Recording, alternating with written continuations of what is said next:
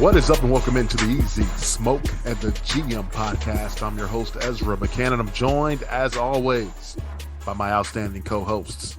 He's a Chicago Public League legend. He's a Simeon Wolverine legend. He's a Grambling State University Tiger legend. He was all SWAC back in the day. He played second base. He's Brandon Williams, a.k.a. Coach Smoke. And we've got the NFL draft analyst for NBCSportsChicago.com. He has a new article up right now at NBCSportsChicago.com. You can also catch him on the My Teams app. Go read about it. It's always good stuff. He's Glenn Morgan. He's our GM. Gentlemen, what's going on? How you guys doing? How was your week one?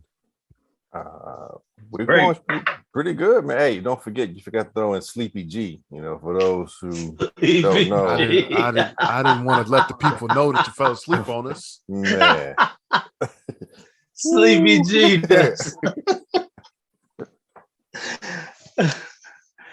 Oh, man. Yeah, it was just look, it's all good. Yeah. So for our audience, we've been waiting a while for Glenn Sleepy G to pop on, and it took a while, but he dozed off for a second. Grandpa, jeez. Oh man, but week one was man. Hey man, it was a great day. It sure was. The Bears, unless you've been living under a rock, got a big upset in week one with a 19-10 victory over the 49ers in the monsoon. I was pleasantly surprised because I definitely expected the game to be close, but didn't expect them to come out there and really adjustments. Yeah. You can tell that this is a competent football team. They seem to have a smart coaching staff that knows what they're doing. And I think they're developing some talent as well. What'd you guys, first off, number one, what'd you guys think of number one? I thought he improved as the game went on. When I saw the turn, I'm like, okay, second half will be a lot different. The way we ended the first half, that last drive in the first half when we got that crazy penalty because we dried off the field. I'd never seen that before. Yeah, me either. That drive, I felt Fields got in the mind of like, F this, I'm going to make some plays happen my damn self. And he pretty much drove us down to where we got to that position with his legs. He just was like, okay, I'm just going to run. I'm not waiting. Guys wasn't getting open. Line wasn't really protecting, giving him enough time. It was like, he was just like, okay, forget it. And so I was like, okay, that's how, especially with the conditions that we were facing, I'm like, okay, that's probably how this should go. Then second half came. Didn't start out all that well. It was looking like we was about to be right back stagnant. Then the 49ers were very undisciplined, which I feel like these defensive guys go a little hard at those black QBs, but I'll keep that whatever. Hey, it worked for us. Got the little personal foul, and then the rest is history after that. Once that one person, because that was third down, that one personal foul, they gave us 15 yards. And then was it the next play with the broken play where he spun out and got, I think so. It was the very next play, and it was like at that moment, he felt he can do everything after that. Mm-hmm. Everything looked in sync after that play. It no longer looked like the Bears we were used to. It was like, okay, everything looked in sync. The play calling seemed to match the intensity of the team. It was like early on, it was like they were just trying to play everything safe. It was like, let's keep the game close. Just not let it get out of hand. Let's just keep it close. Let's not try to do too much. I was getting frustrated because I'm like, man, let's do something. Like we ran on a 3rd and like 8 or something. Like it was like, man, here we go again. But everything changed after that play. I think his confidence went to a new level after that play, and then everything came together. The defense to me played. I know we talking about Fields, but I just want to throw that in. Defense was stellar to me throughout the game. I was very impressed with the defense. I know last year that was a big issue on top of our offense being right. A major issue. Should have been last year. We should have beat them last year. Yep. So, so it was, I left like very impressed with what I saw. I mean, of course, we still got a lot of improvement, but was impressed to see the turnaround like we did, because we haven't seen that. Maybe once. Was that the Pittsburgh game when Fields turned it up? No, San Francisco. They should be San Francisco last year. Was that when he turned it up in like the 4th quarter? Yeah, he made that one of them games. He did it a couple times. San Francisco and Pittsburgh last year. Pittsburgh, yeah. And he had a good play broke down. He spun to his left again, trying to avoid the rush, and he ended up taking a broken play. He ran in for a touchdown, and threw the ball into the stands. Was pumped up, and then the defense low us down, and San Francisco came back and scored, late to win the game. Same thing with Pittsburgh. Pittsburgh, he did more passing than with his legs, and then again, the defense kind of, in Pittsburgh, he actually should have been like a game-winning drive type kind of deal. Yes, that's what it was. Yeah, and the defense let him down. But all right, like for real, like the first half, y'all wasn't thinking like we're gonna come back. That's why I said it was that last drive of the first half where I was like, okay, something might happen in the second half. But then the way the second half started, it was looking like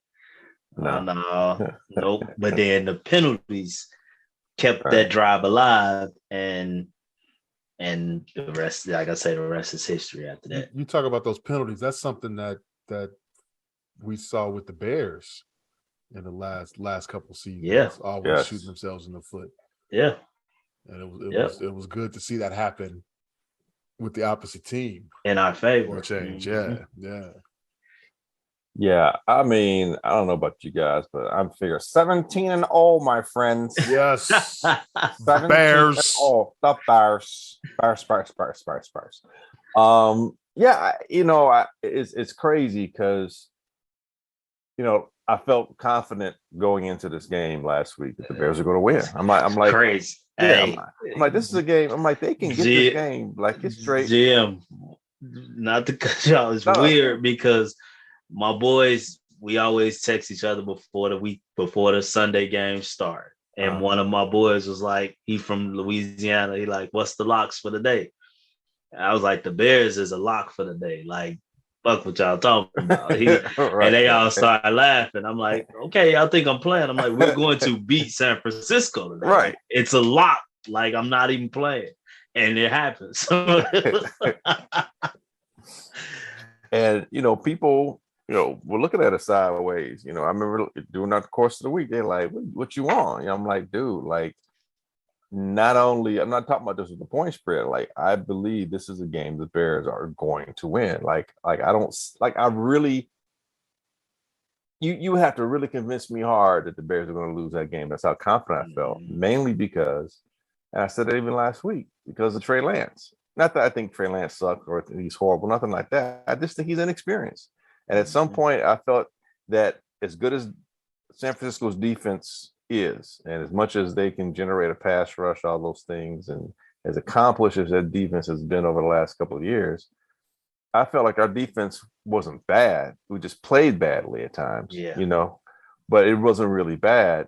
And with Eberflus, his system and the way we've seen that system, we've seen it played here in Chicago before. It's really conducive to the defense where they don't have to think as much. These guys are more on the field acting and reacting. It keeps a lot of the overthinking out of it. And we saw how well they played during the preseason. And I'm not saying that they were killing them preseason, but we saw how well they played. We saw how well they went after things, how they executed. And I felt like, you know what? Our quarterback, even though he's still developing, he has more experience. He is a bit more nuanced at the quarterbacking position. And I felt like where he's at is better than where Trey Lance is at compared to the defenses they have to face. And not only that, but last year, like I just said, we should have won that game last year. Right. Fields has played these guys before. Their defense hasn't really changed much. It's the same defensive coordinator. You know, DeMeco Ryans is still the same defensive coordinator. We got a whole different way we're doing things. And as such, I felt like that first half, those struggles we had, whether offensively and a little bit defensively, more so offensively, was more like just, you know, you in the ring, you know, you throwing them jabs, you know. Yeah, trying to figure it out. That's it. And you're trying to figure yourself out more than anything else. And the weather didn't help it, you know. And Fields threw a bad interception. That was a horrible interception he threw. And I'm not sure what he saw. I think people say, I don't think he saw anything. Yeah. People say, you know, I think Mike Lombardi, or I can't remember the guy's name, someone national is, you know, saying that, you know, he just goes by his first read. And I'm like, no, he doesn't do that. There are times I think where he may lock on to a player sometimes, but he's not a first read guy. It's not what he does all the time. Well, the touchdown pass to Pettis clearly was the last read. Exactly. right.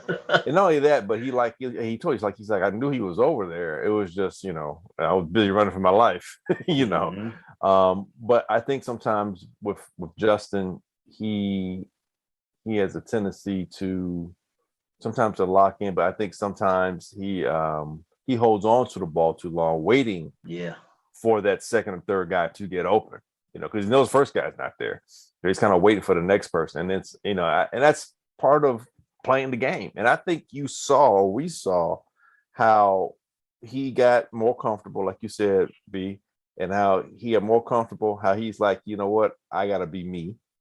But then as you saw him be him, you saw him be more comfortable on the field. And as he was more comfortable on the field, he was able to allow himself to be a better Justin on the field.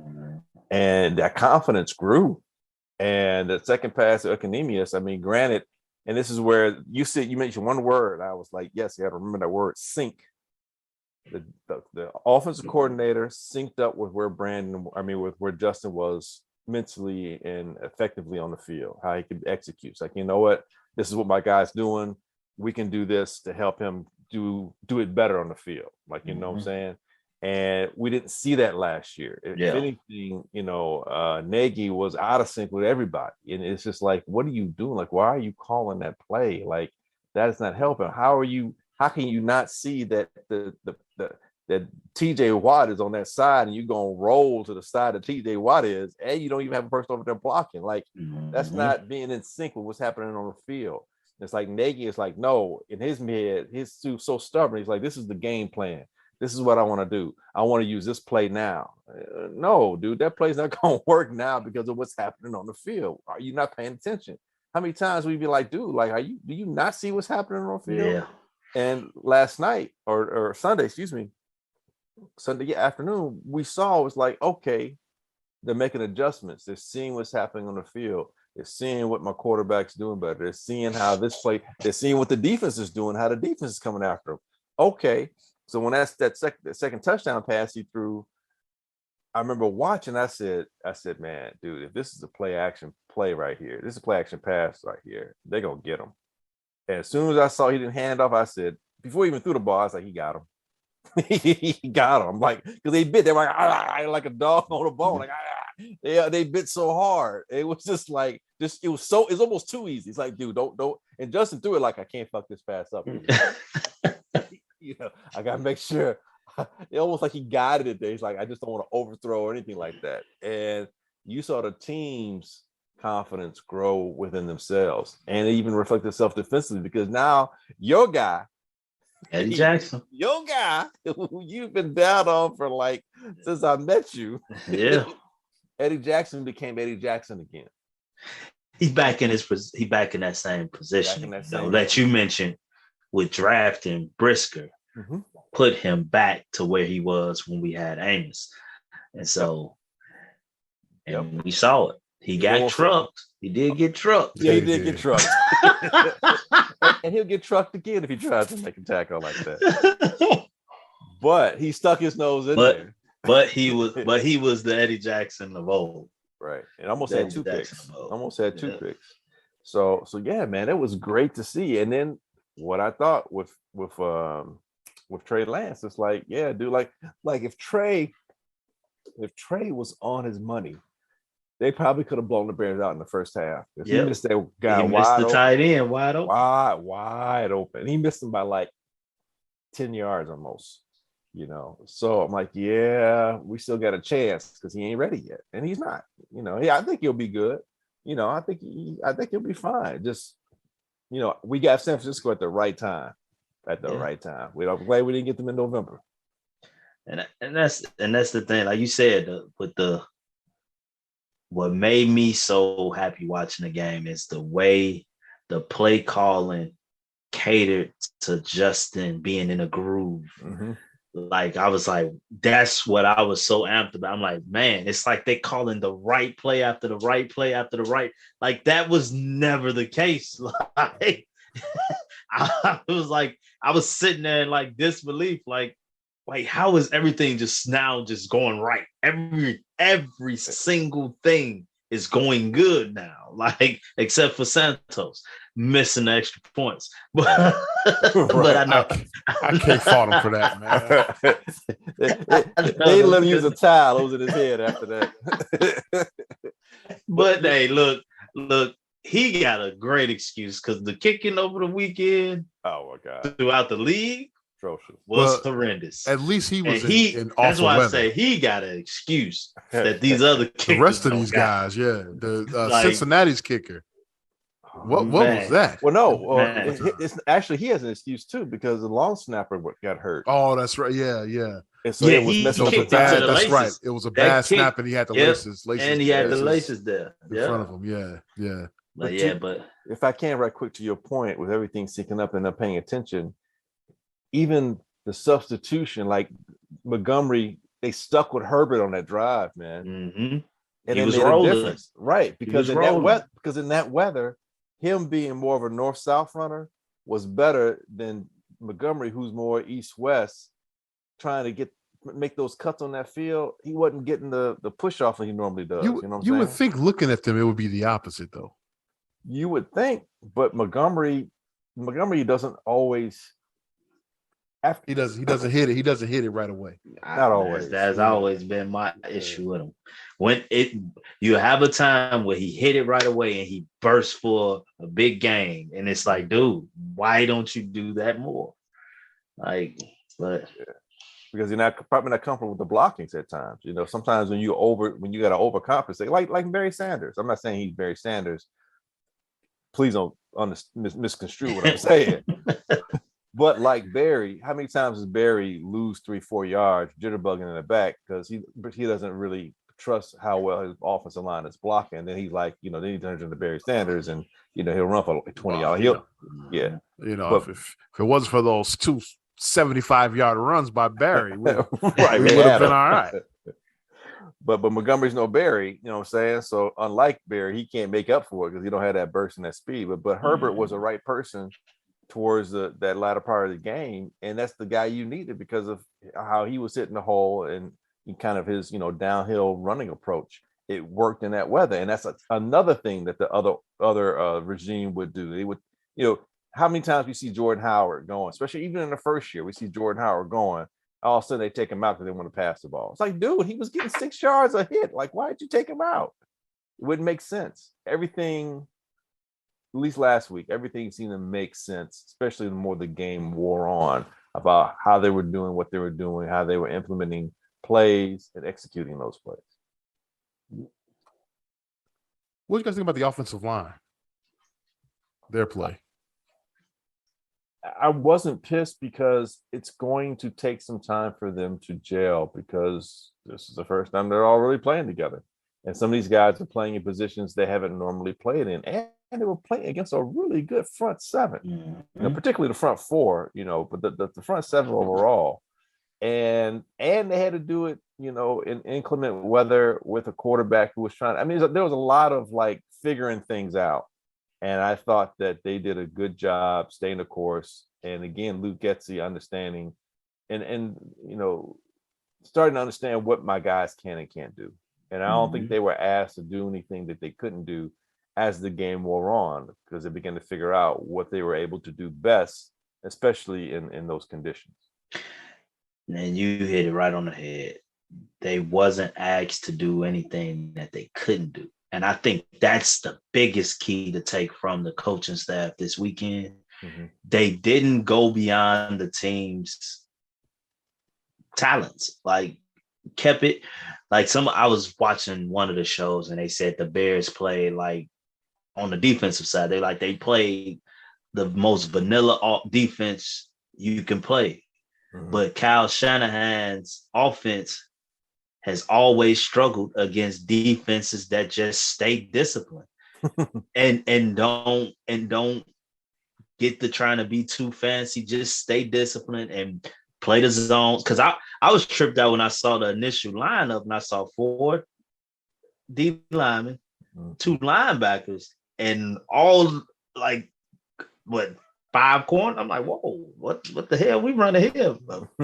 4-2, 4-2-5. Like I never seen that, but I'm like, and then when I was watching the shows and they explained it, it was like, because you don't want to be forced to be in man versus a Kyle Shanahan's offense. His offense caters to a zone defense, like, and so, and it worked. But like, even with the offensive line, I felt everybody got better as the game went. Like, yeah, right. I really do. Like early on, it was like guys was getting through so fast at Fields, and he was trying to either get out and do something. And then it was like, once we got in that groove, it was like it was nobody getting to him. Like after he did the spin out, maybe him doing the spin out and getting the ball to Pettis like he did, maybe put the defense on their heels. Sometimes that does that a little bit. Now they're like, okay, we got to be more disciplined in our rush. We can't just go and he do that to us again. But hey, that helps your O-line. They like, I was impressed as the game waned. Like I say, like GM said, to start the game, I was definitely worried. But as the game went, I felt like I got a better understanding that the coaching staff was probably just trying to gauge what they can and cannot do. And once they found something that worked, they built off that. Mm-hmm. They didn't go against what was working to try to implement what they wanted to see. They continued to just build off what was working, and we saw the result. We saw the result. At the end of the day, we talk about Trey Lance and not being experienced. That's definitely the truth. Mm-hmm. But the 49ers, even without George Kittle, still has far more talent on that football team than what we have. Oh, absolutely. And so that's why, I watch all the shows and they talk about it wasn't, you had the ones who were against Trey Lance. They like, no, he should Jimmy G. And then you had the ones that's for him. He was in the monsoon. Hey, look, Justin Fields was in it too. Mm-hmm. And he's on what 90% of the world has claimed to be the worst football team in the National Football League. Exactly. And we made the adjustments in the conditions and won the game. So, after spotting them 10 points. I mean, think about that. The Bears they didn't score in the second half. I mean, the Bears came back from behind, man. I said when the Niners went up 10-0, at that point with the way the weather was, I was like, that's the ball game right there. Mm. There's no way the Bears are gonna be able to score 10 points. I didn't think it was over in this weather. I thought it was over because I felt like they should have been up 20-0. Mm-hmm. And the fact that they were only up 10, I was like, man, we still got a chance in this thing. Like, and we got the break, and it was like over with at that point. it was crazy how it felt like the skies opened up and it got clear for every Bears possession, and then we got the lead. And then the downpour came at the right time to make sure San Francisco couldn't take the lead back from us. It just really felt like the football gods was with us. Oh, absolutely. For once. Absolutely. I had never seen that type of rain. It was like, oh sure. Remember Green Bay Monday night? They were tying the jersey. Oh, yeah, that was one. Yeah, 94. Yeah, that was one. But that was more wind.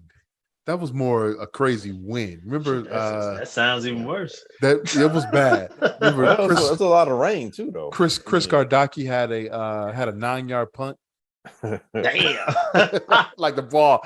He man, boomed this ball. Was it Gardocki or was it Sauerbrunn? It may have been Sauerbrunn. No, it was Gardocki. It was Gardocki. Yeah, Sauerbrunn came in 95. Yeah.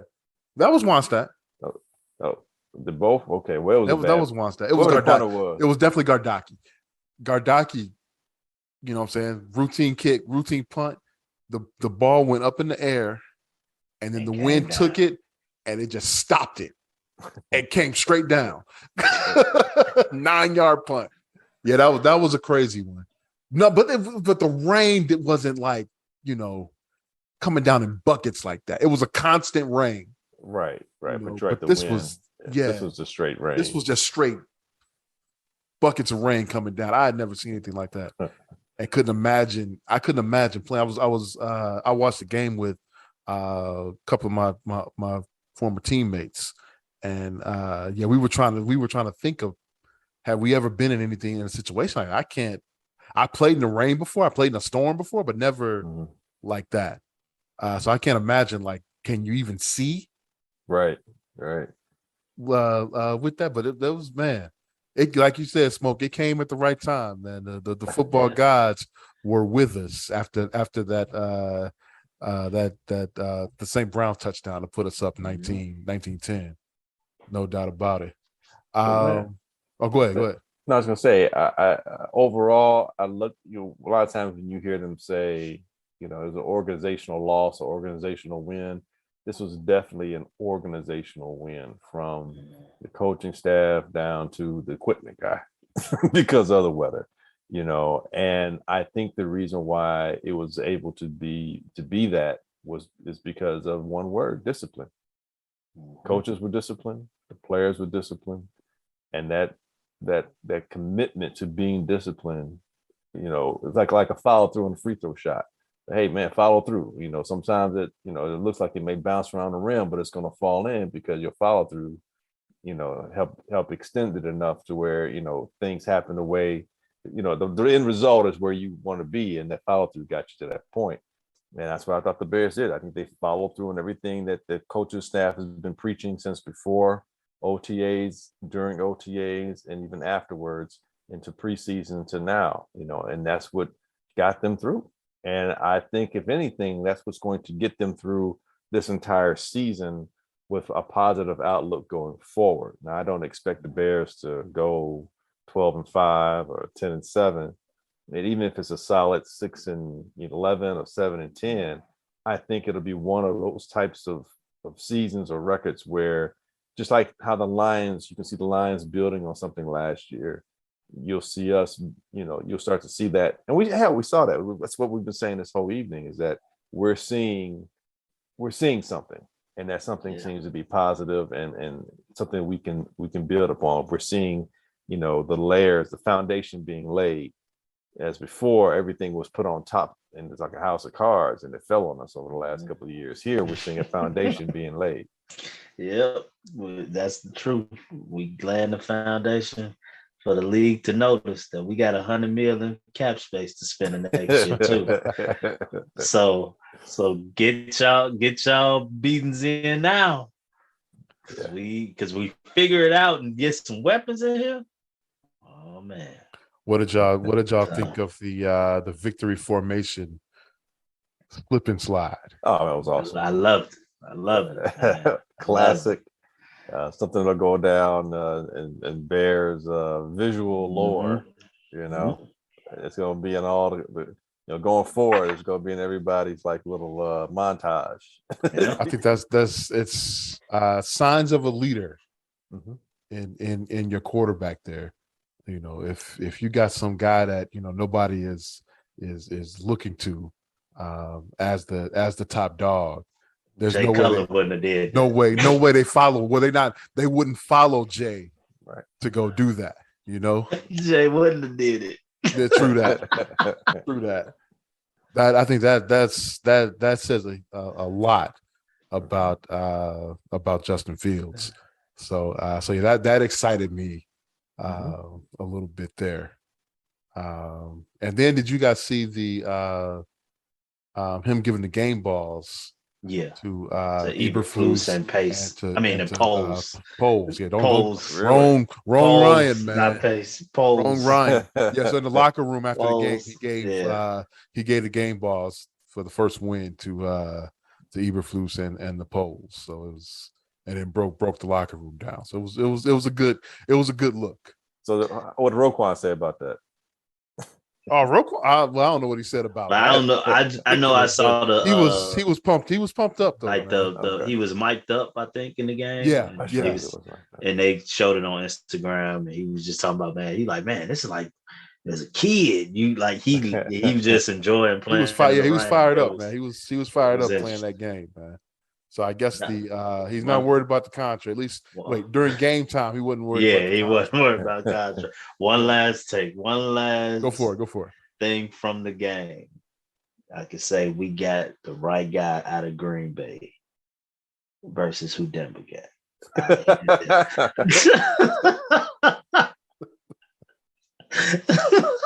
I'll end it there. Well, we can move on. Let's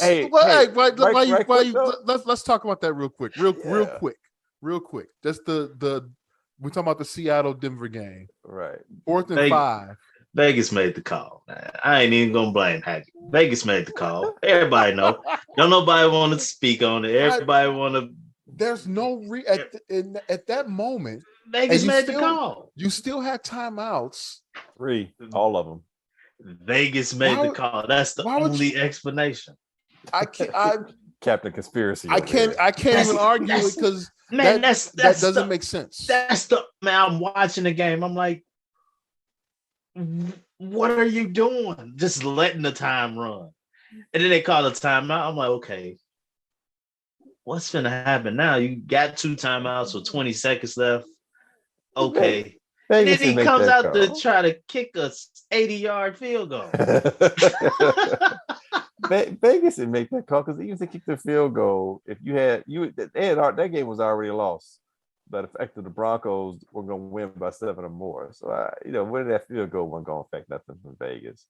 But to your point, when we said you got the right guy out of Green Bay, maybe to be now if Hackett was just the offensive coordinator, it doesn't have to make that call about go for it or not.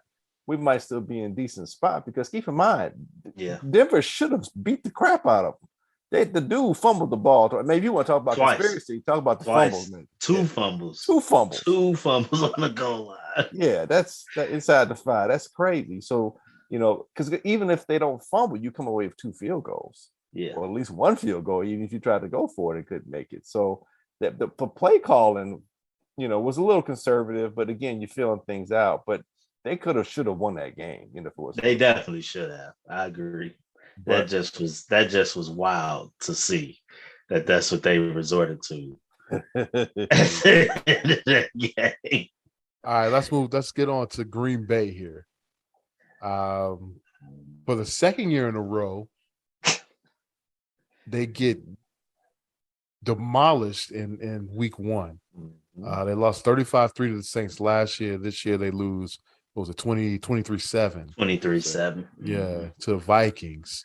The offense looked lackluster in both games. Can we expect that in week 2 here? No, not at all. I would say no, but I would say what happened week 2 last year is less likely to happen this year from Green Bay. Because they don't have Devontae. Because they don't have Devontae, and they're without Bakhtiari and another Edgerton, I think. Yeah, Elkington or something like that. His last name, right? And they might be without. One of the interior linemen too. Runyon, I think, right? John Runyon is the concussion protocol. Oh man, so that might. Is he John Runyon's son from the Eagles? Yeah, I think he's a relation. Yeah, either son or nephew or something like that. But he's definitely a family. Okay. Now I'm not saying we win, but because they came out the next week and I think they played Detroit the next week last year and beat them like 35-0 or something like that. I don't see that. If they beat us, it'll be a hard-fought victory, I believe. Yes, because they have a lot of issues on that O-line. Mm-hmm. Like they have a lot of issues. That's more of an issue than not having Devontae Adams in my eyes. Like that O-line issue is big, is huge, and so I give us a slim chance. I would, if they had the O-line and Devontae Adams, I'd say, you know what, enjoy week 1. Yeah, let's continue to celebrate week 1, Chicago. But I give us a slim chance to, possibly shock the world again. I'm not saying it's a lock like I did last week. I'm not saying that at all. It's Aaron Rodgers, and Aaron Rodgers' success is predicated through the Chicago Bears. I stand on that. He said he owns us. Hey, and only Super Bowl he got. How did he get there? So I'm just saying. So, I think the issues they have is something to keep your eyes on, because Green Bay is a team that everyone looks at to win a division. I want to say, did all us pick them to win the division? Yes, I believe so. Yeah. To see that, and if I know for me, I didn't know the issues they had with the O-line. Mm-hmm. So to see how last week went, putting the O-line issues in perspective, I think it's a little different than what happened last year. I think last year was just a lot of the Aaron Rodgers off-season stuff, and they just wasn't ready to play week 1 last year. Right. This year, it's a little deeper than that. I think it's a little deeper than that. And so I'd put it this way. They lose to the Bears, eyes will be open. Like, whoa, what is going on in Green Bay? Green Bay is going to go nuts if they lose this week. Let me ask you guys, I've been talking to some people, and they've been talking about Aaron Rodgers, and they're basically blaming Aaron Rodgers for the lack of talent on the Packers because he took the large contract. Yeah, took the money. Mm-hmm. I want is. No. I don't think that's a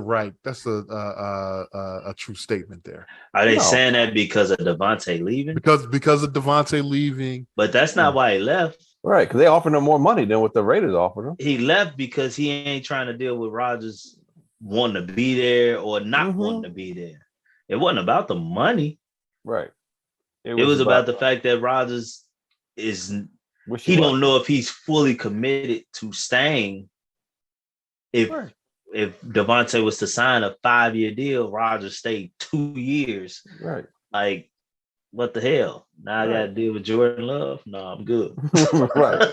It's bad enough I'm living in Green Bay. And if I'm going to live here, then I need assurances. And he wasn't getting those. It wasn't about the money. Because, it wasn't about the money. Wait a minute, but Green Bay offered him more money than what the Derek Carr isn't a long-term fixture. They're best friends. They're best friends. And Derek will want to stay now. You know what I'm saying? And if Derek and Devontae hook Well, I up say that even though going he's forward been like there they 9 did. years now. But Right. If they hook up, if And they they're hook up, best friends. right. If Devontae getting there will eventually help Derek, be a better quarterback. And Derek being helped by Devontae, can help the Raiders offense be better. And then the coaching staff and administration will be more inclined to want to keep Carr because of Devontae. You know what I'm saying? It's like they build on each other and they kind of complement each other's situations and decisions going forward. Whereas here in Green Bay, Aaron was all about Aaron. It's clearly Aaron's about Aaron. Is he even interested in playing football like he was, several, 5, 7, 10 years ago? And to that point, to me, Aaron is showing he doesn't care as much because he wasn't there. Like, dude, Devontae's gone. You got a room full of young guys. Why are you not there practicing with them? And yes, they dropped the ball. No doubt. Like, Christian Watson should have been, should still be running for a touchdown. Okay, he dropped and Aaron can't catch it for him. Although the ball was right there. I was glad he dropped it. Did you see the glance at the sideline after it happened? I was looking glad. Like, yo. Look, I was glad it happened because this is the talent y'all giving me. I got Christian Watson on my fantasy team. He was on the bench, so I was like, okay, good. Good. You ain't because Dylan killed me. He was on my bench too. Oh wow. He had 20 points. So but that's the thing, dude. It's like that it was a repeat, like you said, like last year. Aaron didn't show up, you're out of sync. And you look at most of the teams that lost week 1, a lot of those teams were the veteran type teams where the players did not play in the preseason.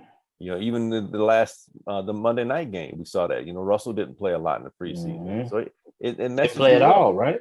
Yeah, I don't think he played at all. That's a new team. It's a new team, new players. So yeah, man, it makes a difference. Now, I'm not as concerned about Green Bay's offense next week, although I can clearly see them focusing more on the run and probably passing more to the backs out in the backfield and all that kind of stuff.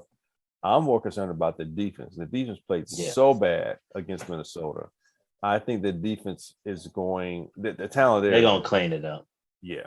Justin Jefferson just scored another touchdown. They can't allow Zadarius Smith to look like such a big loss. Well, because he was on Aaron Rodgers' ass. Yeah, that was personal. I know. Yeah, that was personal. That defense is still top. I still think top 3 talent wise, and they'll get it together. And the Bears' offense is not going to be. It's not going to be as sophisticated as Minnesota's can be.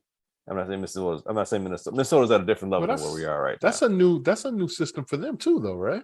Understood, yeah. But those guys have played with each other longer. You see what I'm saying? Thielen. It's insane that Justin Jefferson was able to get that. You remember I used to talk about this all the time. How do certain guys wide open? How you going into that game knowing Justin Jefferson is the guy?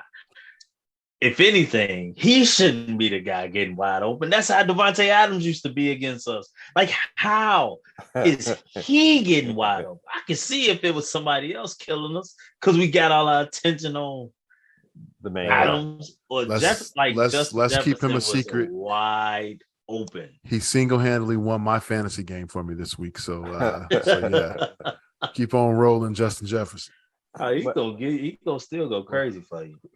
Where I think we got a puncher's chance next week in a few areas. One, Green Bay is still trying to figure things out offensively, so that gives us a bit of a chance for our defense to do what it does. And historically, Aaron he's not been as dominant in this type of disciplined defense. Kind of like what you were saying before, the disciplined defense tends to give the 49ers, problems at times.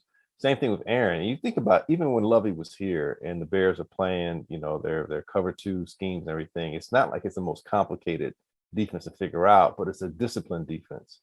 And that discipline, will lead to sometimes a player being impatient or not making a lot of mistakes and making you have to earn every single yard. And that makes it a little bit difficult. And I think Eberflus, you're going to see that. So I think that's going to play into our favor because Green Bay is still struggling so much on offense. So that part, I think, gives us a puncher's chance. The other thing is it's supposed to rain.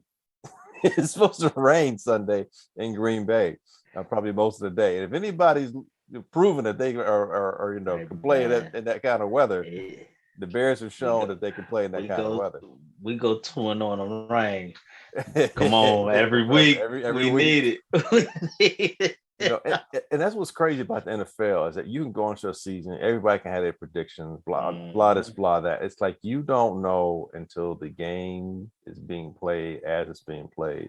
There's so many factors. Here's the other thing: Aaron got beat up by Minnesota.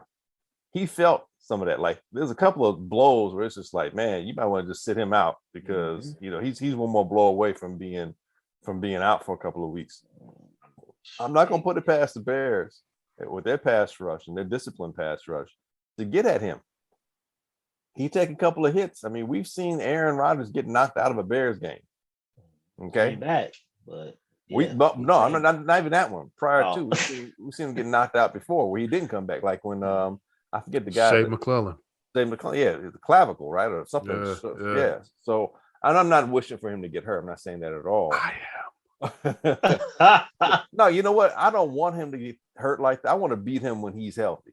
I want that little arrogant motherfucker to take a beating from us and know it and be in the game the whole time and can't come out of it. That's what I want because, it's like, look, dude, your shit stinks just like everybody else's. Stop feeling yourself so much so that you think whatever you think you are and whatever Zen state of, meism you're dealing with and realize, you have a team and you as a leader should be part of that team, not apart from that team. Yeah. I can see the defense probably doing it. Shit, we saw Roquan. I thought Lance might have been knocked up, broke up a little bit. He got him. So shoot, hey, let's see, man. Yeah. Let's see. We got a chance in my eyes. We got a chance. We got a punch of chance. Their defense. If we lose the game, should we lose the game? It'll be because Green Bay's defense won it. It won't be because Aaron dogged us or did some shit where he'd be like, I own you. It won't be that kind of thing. It won't be that kind of party. It'll be because the defense, forced turnovers, defense, kept us, on the other side of the 50. Yeah, we couldn't get in field goal range, that kind of stuff. It'll be a defensive-led victory for the Packers if they do beat us. All right, let's leave it there. We'll come back for some picks later on. You guys want to go to college football? Yeah, we can do that. We'll do that. All right, let's do that. Let's talk about just some of the major upsets, the wildness, and what the hell was going on in college football last Saturday. And by the way, I put a little parlay together on Saturday, college football. It was a 9-team. You had to lose. Plus 26,000. You had to lose. God. All right. Yeah, because if you had 9 teams, you had to have one of them upsets in there. You had to. 9 teams. He wouldn't be talking to us if he won. Right? He'd be at. He had Notre Dame over Marshall. He had to. You are correct. I'm not even gonna say he had. Let me pull it up right here. Over Texas A&M. Let me pull it up right here. I did not have App State. I'm gonna say he let that one because App has shown that they can do some crazy shit. But I knew he had that that Notre Dame beating Marshall. All right, here's of the 9 games. All right, I hit on 3. I had shit. You only hit on 3. I hit on 3 of the 9. 1/3, huh? Shit. Hey, baseball, you're Hall of Famer. I had Iowa. I had Iowa State over Iowa. That's the wins. These the wins. Yeah, that's a win. I had James Madison giving up 41.5 to Norfolk State. Got that one. Okay, yeah, that's a hard one. Who would have picked that one? And I had North Dakota State giving up 35 to North Carolina A&T. All right, but here are my losses. All right, Notre Dame. I had them minus 20.5 to Marshall. Wow. At Alabama. Tennessee State held up well against Jackson State. I had Jackson State minus 16. Lost that one. They won by 15, right? You're right. They won by 15. Well, they won by 13. No, it was 16-3. Yeah, 16-3. it was 16-3. And I had Nebraska over Georgia Southern. Hey, didn't we say they wasn't gonna fire their coach during the season?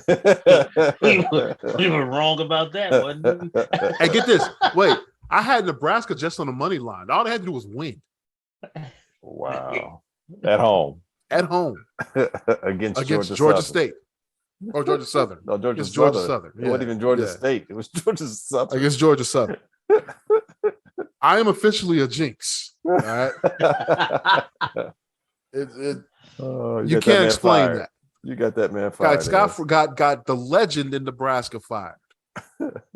Unbelievable. Right quick with that Nebraska thing. It's such a bad fire because I think they had until like October and they wouldn't have to have paid him more money. Yeah, it was like, they're like, damn that. They said, F that, man. We got to go. We can't.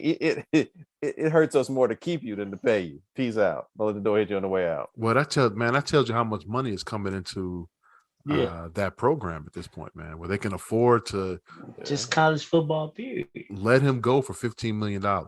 Wow. Did you see what was the coach from LSU before? Oh, Ed Orgeron. Did you see his interview? Yeah. They said go give him $17 million. He said, hey, what door you want me to leave out of? What door do you want me to leave out of? Wow. Man, yeah, that's throwing money at these guys. That's amazing to me. But yeah, the Marshall thing. By the way, Marshall's head coach is a Hampton Pirate, by the way. Just throwing it out there. Nice. All winners from the real HU. But that shouldn't happen. Notre Dame should not lose to Marshall at home.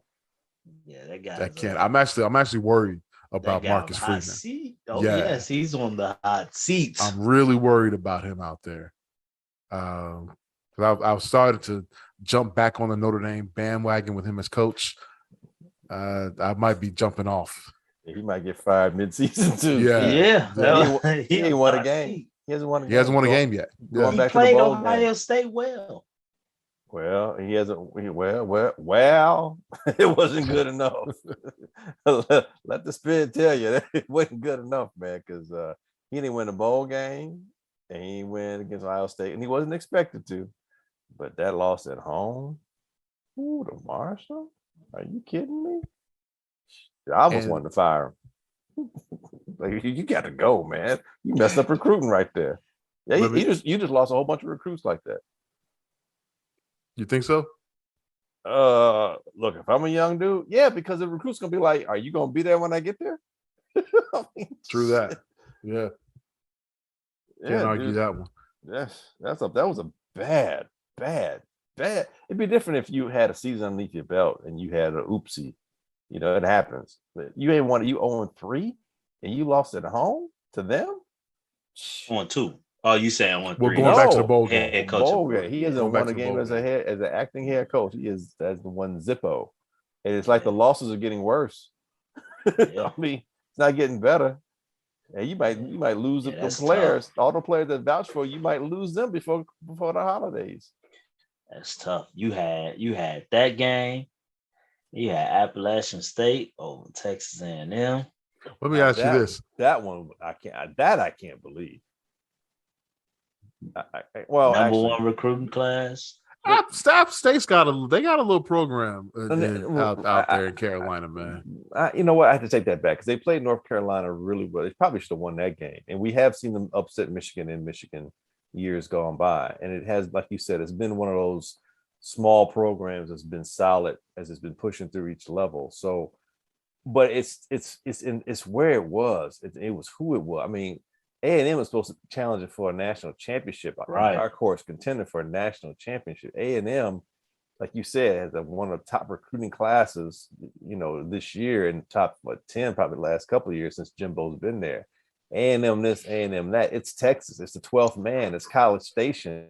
It's who beat you where? I mean, if it was on a neutral site, okay, but Appalachian State, and you would figure Appalachian State coming off of a loss like that against North Carolina would have expended demoralized. No, not demoralized, but they expended all those energies. Like, man, we were so close, but like they would be beat up because they played a bigger team and they went to the mat and no, it was like they were like, damn that. And think about it, that was like a 60 something, it was 62-61 game.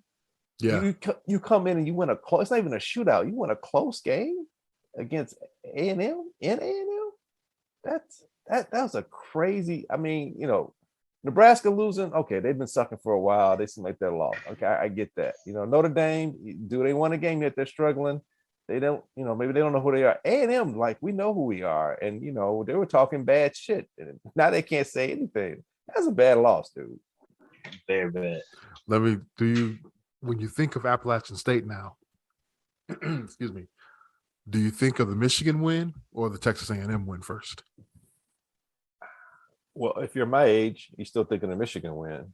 If you're a young man today, thinking about what school you want to go to, Appalachian State makes me raise my eyebrow. Like if I don't get a big time scholarship, North Dakota State makes me raise my eyebrow. Like, well, you guys seem like you know what you're doing, But I think it all depends. Generationally speaking, to answer your question, I think if I'm a younger person, I think of Texas A&M. If I'm my age, I'm thinking because that's the first time you saw it. It's like, man, dude, like that was David throwing a rock at Goliath, and it hit.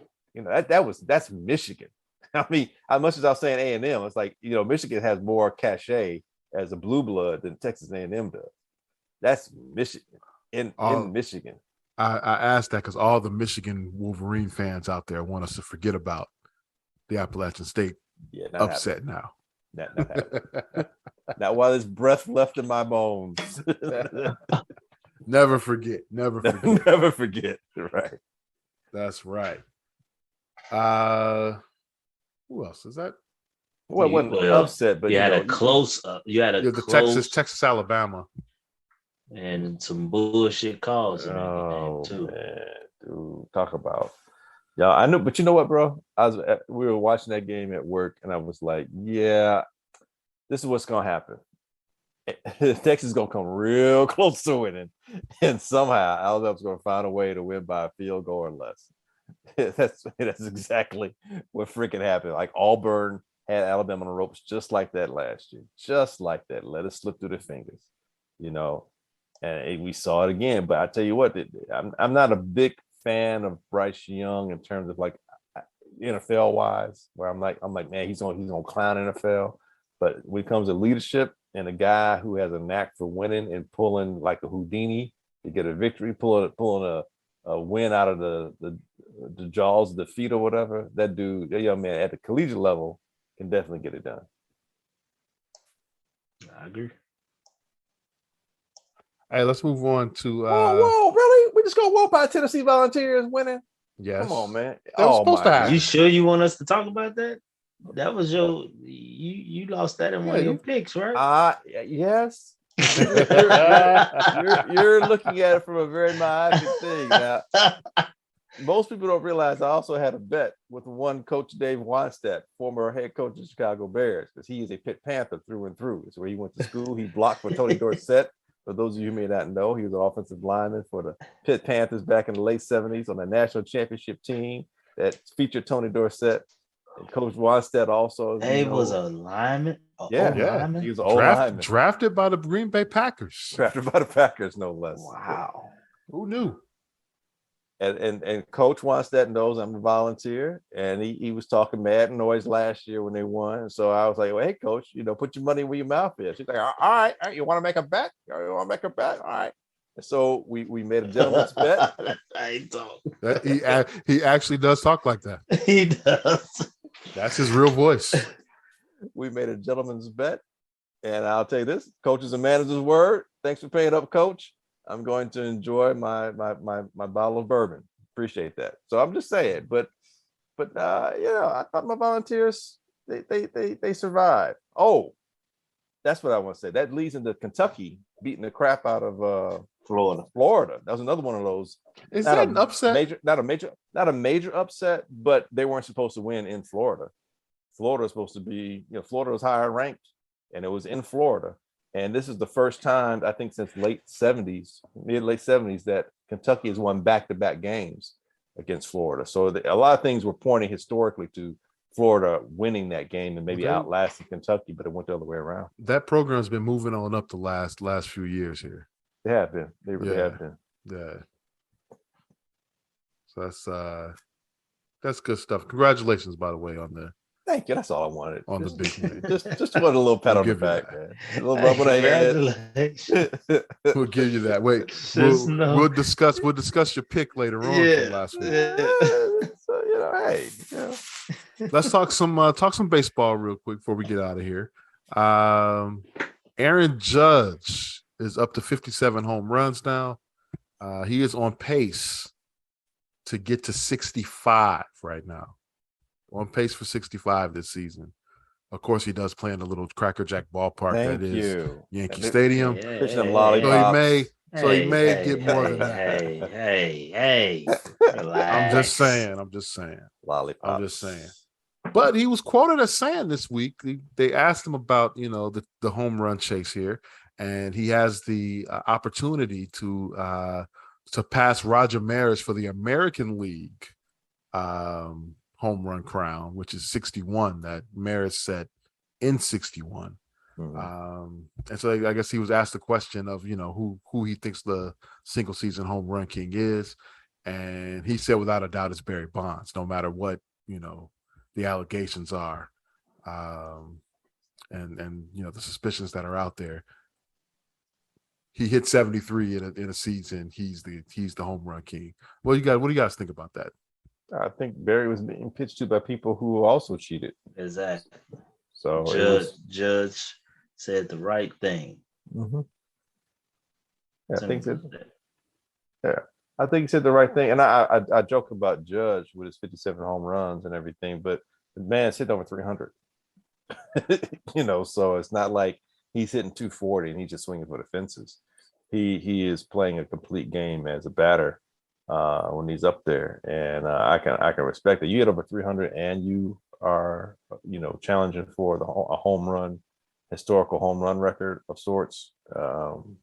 He should be the MVP, hands down, regardless of how the Yankees wind up. But I think the Yankees will wind up in the playoffs. But yeah, man, I think it's impressive, dude. He's really the only cat kind of doing it. He's kind of putting that distance between him and whoever's next in the majors altogether, regardless of American or National League. You know who's second, by the way? I think Schwarber, right?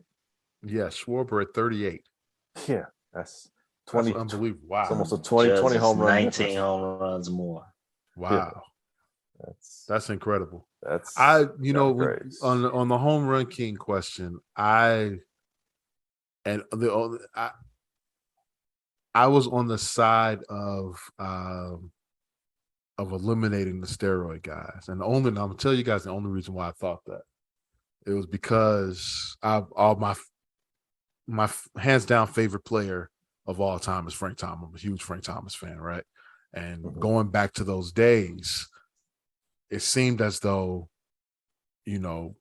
everybody was in awe of Frank when he was hitting 40 home runs a year, right.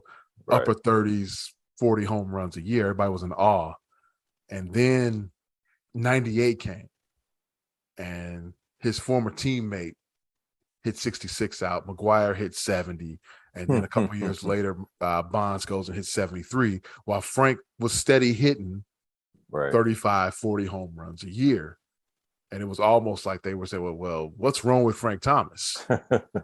And now we see what was happening. I was like, well, you can't take those years away from him. You know what I'm saying? He clearly, as he always professed that he did it the right way.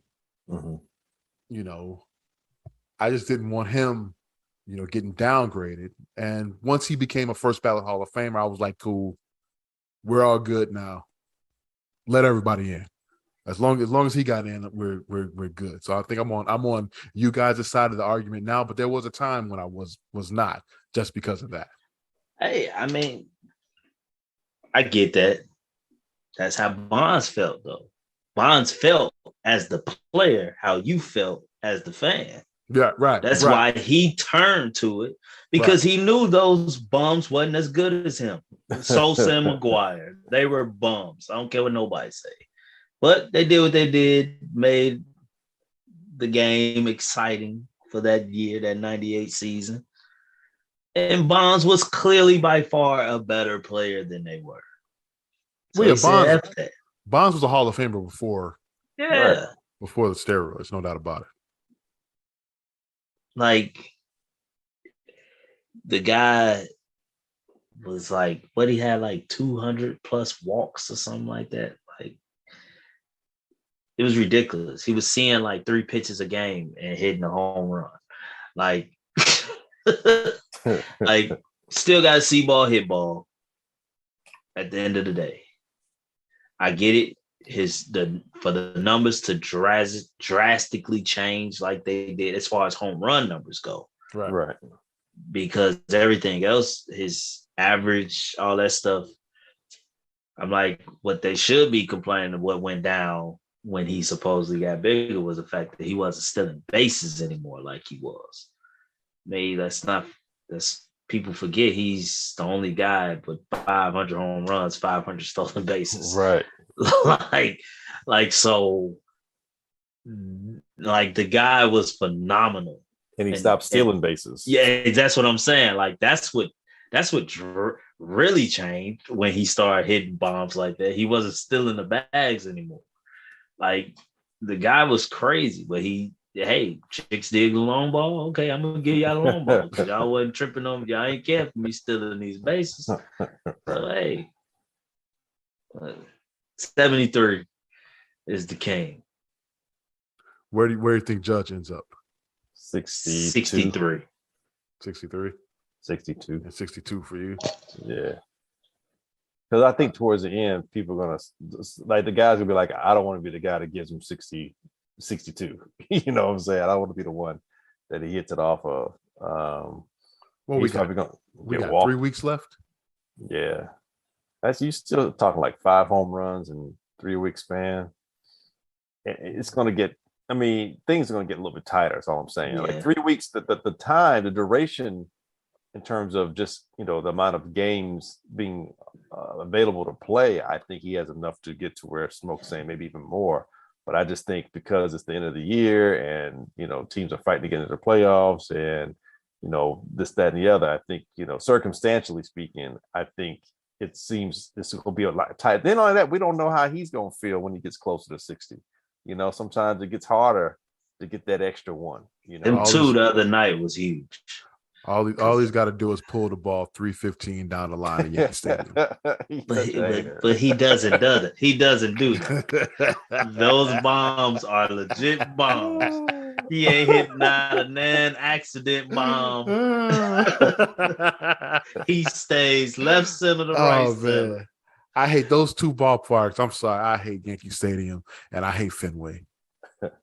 Those are jokes of ballparks, man. I'm sorry. I can't say. Well, more so Fenway.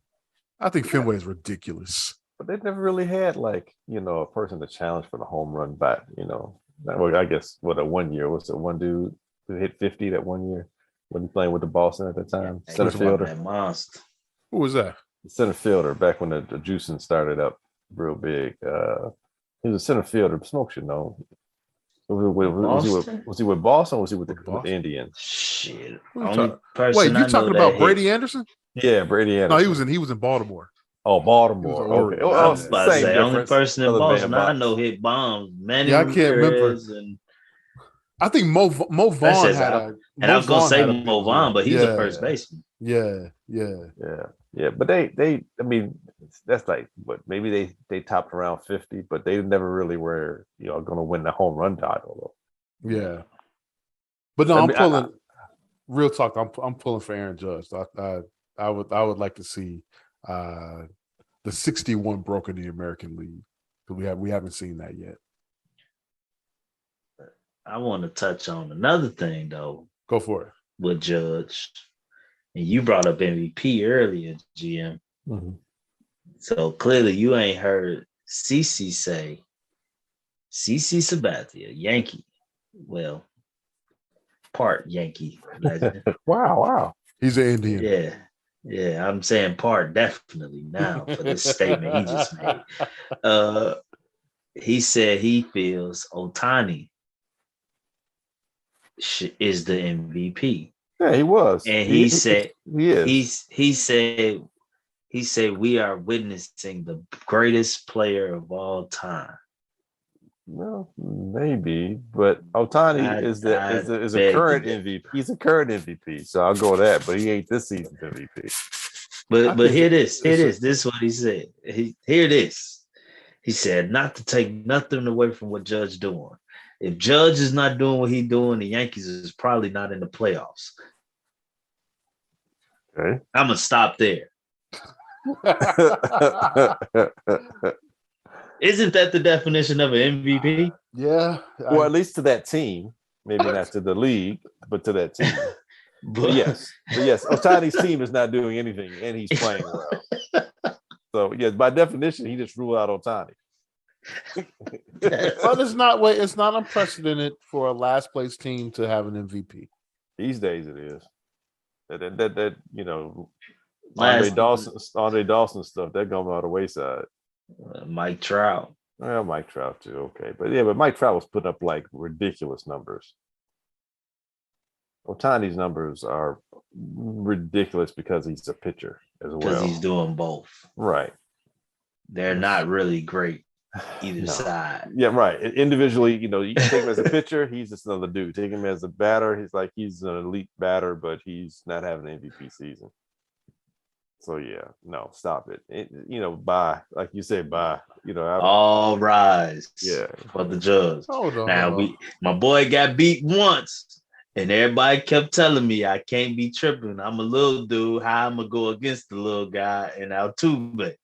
So you know what? I bit that bullet, even though that was cheating season. Yeah. But I bit it. But this one, now they better not do with my boy like that, man. Hold on. So he's hitting 260 something. 265. You want Ohtani? Yeah. 34 homers. Stop. 34 homers, 88 runs driven in. Ho hum. All right. He has 10 wins. He's 12-8. Whatever. 12-8. See, if he's really great, he should be 20-0. Well, that team would probably be. Wins is a team thing, though. What's his ERA? What's his WHIP? ERA is 3 point what? Let me find it. He say what's his WHIP too. Look. WHIP is 1.064. Okay, that's good. And I don't see his ERA. It's probably 3.21 or something like that. Hold on. Why is the ERA not on here? That's weird. Yeah, so basically, tell me Dylan Cease is a better pitcher, and I'm sorry, man. I looked right past it. I'm sorry. He's got a 2.55 ERA. Okay, well that's good. That's pretty good. Yeah, but he's still like fifth when it comes to Cy Young in the American League. He's behind like Verlander, Cease, McClellan. Am I saying his name right? Yeah, McCullers. No, not McCullers. No, it's McClellan or something like that, isn't it? What team? Dude, don't give me the line. I can't. It's not Tampa Bay, is it? There's a dude, it's something, and he's like the third guy they're talking about. I mean, Ohtani's not even in that picture. So yeah, nah, dude. And pick a player off the Houston Astros, they probably got a better record than better stats than Ohtani does. He's not even top 5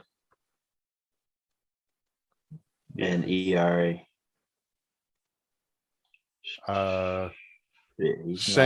McClanahan for McClanahan. Yeah, I thought it was Tampa, right? Yeah. McClanahan. I couldn't. I was messing. Did he not qualify? No, he should. He qualifies. He just don't. He's not good enough. He is 1, 2, 3. He's got the 4th best odds on. Am I overlooking his name? I'm looking at the complete list. Oh, this is everyone. This is not the American League. This is everyone. But still, it's not. You know what? Maybe I'm tripping. It's not showing him in the top 20 for ERA. I still think it's phenomenal what he's doing. Oh, no doubt.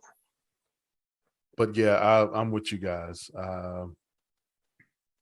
Judge is my MVP.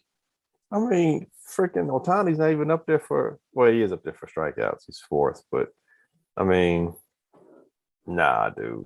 It's Judge. He is this year's MVP. No doubt. Let's leave it there. Let's go to our favorite segment. It's time for picks. Yep. Yeah. And I as I did said better than earlier, his. yeah, I am officially a jinx. Hey, we all won the Bears. We all won the Bears game. That's good. But I went 1 and 2 last week in my picks. I had Tennessee at -5.5 over the Giants. Didn't happen. Oops. Man, your losses are so bad because not only did they not beat the spread, like they lost the game. They lost the game. Yes. Indianapolis, I had -7, and they lost. And but I got the Bears. That's all that matters. No, Indianapolis did not lose. They just didn't win either. Oh, they tied. That's right. It felt like Texans. a loss. That's right. It felt like It might as well have been a loss. Lovey, good. Congratulations on the tie there, by the way. Coach Smoke, you win a nice 2-1. That should have picked against them goddamn Rams. And Glenn, you went 2-1 as well. Your only loss was going against your Tennessee Volunteers. See, y'all don't understand how the devious mind works. See, I picked them. I guarantees that Tennessee is going to win. If I pick Tennessee, I might screw around. It almost worked against me. I had to go to overtime. I'm like, man, never pick your home. You should have heard me at work, B. I was screaming, never pick your home team. Never pick your favorite team. Gambling. That's why you don't pick. Dude, I was losing my mind. I was yelling, cursing. Oh, man. So yeah, that's all right. It's all good. It's okay. I'll sacrifice against you guys to make sure the Volunteers win. All right, so let me throw out my jinx picks this week. Since I'm first, I am going to take New Orleans +2.5. Against the Bucks. I just lost one. I got the jinx pick. he just messed me up. I'm gonna take the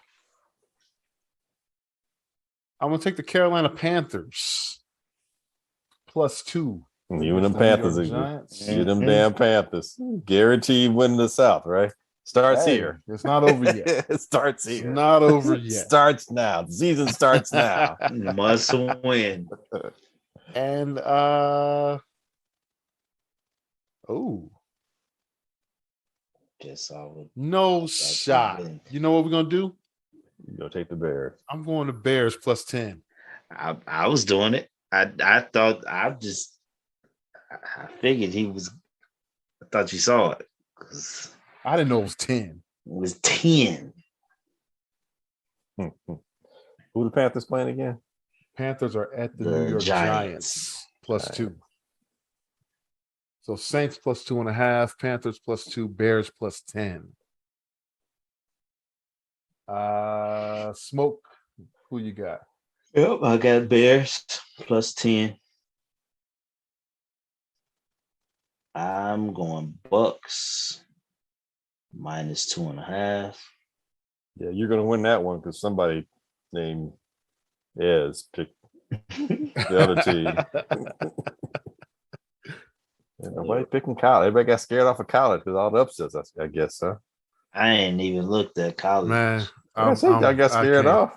Can't fuck with him this week. I get it. You need a I week away. haven't won a college bet in ages. And I'm gonna.